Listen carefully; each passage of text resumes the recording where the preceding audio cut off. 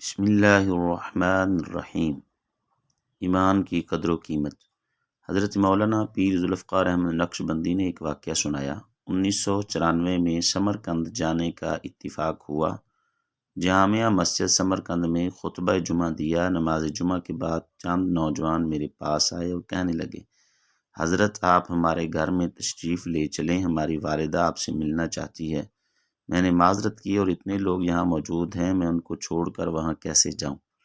مفتی اعظم میرے ساتھ کھڑے تھے، وہ کہنے لگے، حضرت آپ ان کو انکار نہ کریں، میں بھی آپ کے ساتھ چلوں گا، ان کے ہاں جانا ضروری ہے۔ میں نے کہا، بہت اچھا۔ چنانچہ ہم دوستوں سے ملاقات کر کے چل پڑے۔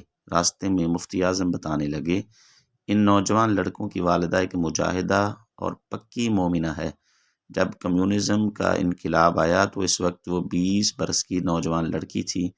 اس کے بعد 70 برس گزر گئے ہیں، اس طرح اس کی عمر 90 سال ہو چکی ہے۔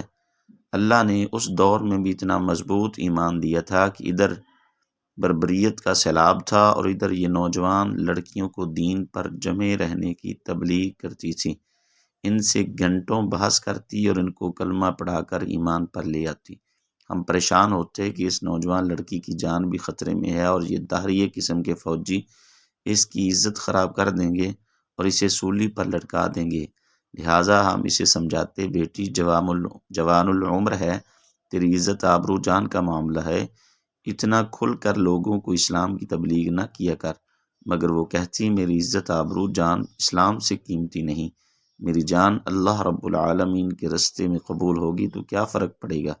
لہٰذا یہ عورتوں کو کھلے عام تبلیغ کرتی رہتی، حتیٰ کہ سینکڑوں کی تعداد میں عورتیں دہریت سے توبہ کر کے دوبارہ مسلمان ہوئیں۔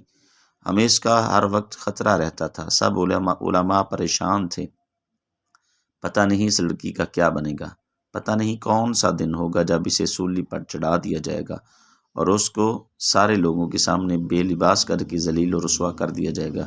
مگر یہ نہ گھبراتی، یہ ان کو دین کی تبلیغ کرتی رہتی، حتیٰ کہ اس نے 70 سال تک دین کی تبلیغ کی اور یہ ہزاروں عورتوں کے ایمان لانے کے سبب بن گئی۔ اب وہ بیمار ہے، بوڑھی ہے، چارپائی پر لیٹی ہے۔ اس عورت کو آپ کے بارے میں کسی نے بتایا کہ پاکستان سے ایک عالم دین آئے ہیں، اس کا جی چاہا کہ وہ آپ سے گفتگو کر لے، اس لیے میں نے کہا آپ انکار نہ کریں۔ اس عاجز نے جب یہ سنا تو دل میں بہت خوش ہوا کہ جب وہ ایسی اللہ کی بندی ہے تو ہم بھی اس سے ضرور دعا کروائیں۔ جب ہم اس عورت کے گھر پہنچے تو دیکھا صحن میں ان کی چارپائی پڑی ہوئی تھی اور وہ لیٹی ہوئی تھی۔ لڑکوں نے اس کے اوپر ایک پتلی سی چادر ڈال دی۔ ہم چارپائی سے تقریباً 1 میٹر دور جا کر کھڑے ہو گئے۔ اس عاجز نے جاتے ہی سلام کیا۔ سلام کرنے کے بعد میں نے عرض کی، اماں ہمارے لیے دعا مانگیے، ہم آپ کی دعا لینے کے لیے آپ کی خدمت میں حاضر ہوئے ہیں۔ جب میں نے یہ عرض کیا تو انہوں نے چادر کے اندر ہی سے اپنے ہاتھ اٹھائے اور بوڑھی آواز میں سب سے پہلے یہ دعا مانگی، خدایا ایمان سلامت رکھنا۔ یقین کیجئے کہ ہماری آنکھوں سے آنسو آ گئے۔ اس دن احساس ہوا کہ ایمان کتنی بڑی نعمت ہے۔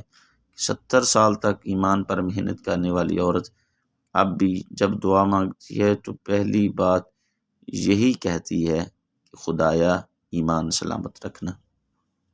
میرے بھائی، ایمان اتنی بڑی دولت ہے، اس پیغام کو دوسروں تک پہنچائیے تاکہ شاید اللہ کسی کی زندگی کو آپ کے ذریعے بدل دے۔